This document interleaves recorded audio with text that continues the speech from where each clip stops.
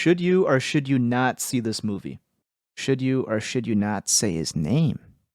What's up, horror fans? It's your main man Mew Twins here, back with another horror movie review.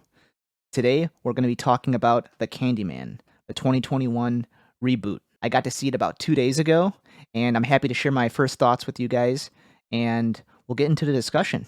Let's check it out. The movie takes place in Chicago, which I thought was really interesting because the main characters are involved very heavily within the art community, and Chicago being a very artistic city, I thought it was really fitting. Everything about this movie, the way it was shot, each scene, the way it was formed, it was really taken into account and well crafted. Very artistic and very clean. And I think that kind of plays into the fact, too, that this movie kind of revolves around the characters being artists and art critics themselves. And I thought that was very cool how they kept that in mind when making the movie. Very creative. This movie was a great take on the modern day slasher. It relied a lot more on the characters than it did the aspect of the Candyman killing. It was more so the characters understanding the urban legend of the Candyman and how it related to the neighborhood and the city that they lived in. It was done more maturely than just hack and slash throughout the whole entire movie. The killings were done more maturely, but also effectively too. Some of the shots and ways Candyman came into the frame was very cool.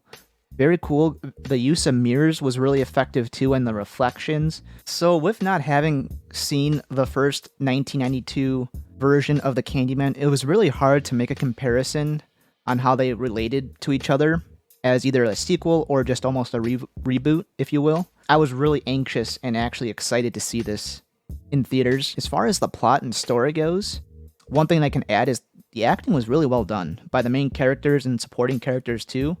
I thought it was a really cool transformation with the main character and how he starts to kind of take a deeper dive within this Candyman urban legend and starts to wanting to know more about it, and his journey with that starts to kind of go down a rabbit hole with trying to figure out more information on the origins of the Candyman, as well as talking with locals and how they understood and know about Candyman as well.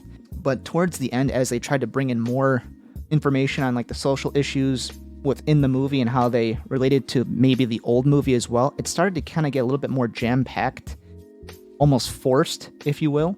But me seeing it for the first time, it didn't really bother me too much. But all that aside, my first impressions and first viewing of this movie was very satisfying. I enjoyed it. It's a well-crafted movie, and it's very unique too.